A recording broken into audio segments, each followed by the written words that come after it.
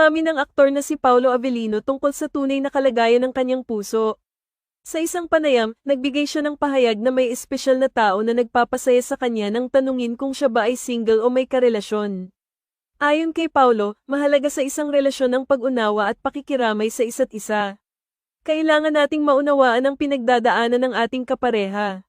Tiyak na maraming hamon ang darating, kaya't kinakailangan natin na lumaban, aniya. Ipinaliwanag ni Paolo na ang pakikipag-ugnayan sa ibang tao ay dapat mayroong malalim na pag-unawa at suporta. Aniya, ang pagkakaroon ng komunikasyon at empatiya ay susi upang mapanatili ang magandang samahan. Maraming pagsubok ang dumating sa kanilang mga relasyon, kaya't mahalaga ang pagtutulungan. Idinagdag niya na hindi madali ang mga relasyon at kailangan ng tamang oras at pagkakataon upang muling pumasok sa isang bagong pag-ibig. Nakita ni Paolo ang halaga ng paggalang sa sariling damdamin at ang pag-aalaga sa sariling kalagayan bago ang iba. Sa kanyang mga nakaraang karanasan, nakuha ni Paolo ang mga leksyon na hindi dapat magmadali sa pagbuo ng bagong koneksyon. Kailangan ng oras upang mag-reflect at magpakatatag, lalo na kung ikaw ay galing sa isang masalimuot na relasyon.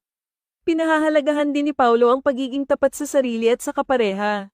Mas maganda kung ang bawat isa ay open sa kanilang nararamdaman. Ang transparency ay mahalaga sa anumang samahan, dagdag pa niya. Sa kabila ng mga hamon, nananatili siyang positibo at umaasa na darating ang tamang pagkakataon para sa kanya at kay Kim Chu. Sa kanyang pananaw, ang tunay na pagmamahal ay hindi lamang tungkol sa kasiyahan kundi pati na rin sa pag-unawa at pag-alalay sa isa't isa. Sa pagtatapos ng panayam, pinahayag ni Paolo ang kanyang pagnanais na mas makilala pa ang kanyang sarili at maging handa sa tamang tao sa tamang panahon. Ipinakita niya ang kahalagahan ng personal na pag-unlad bago ang anumang romantikong koneksyon.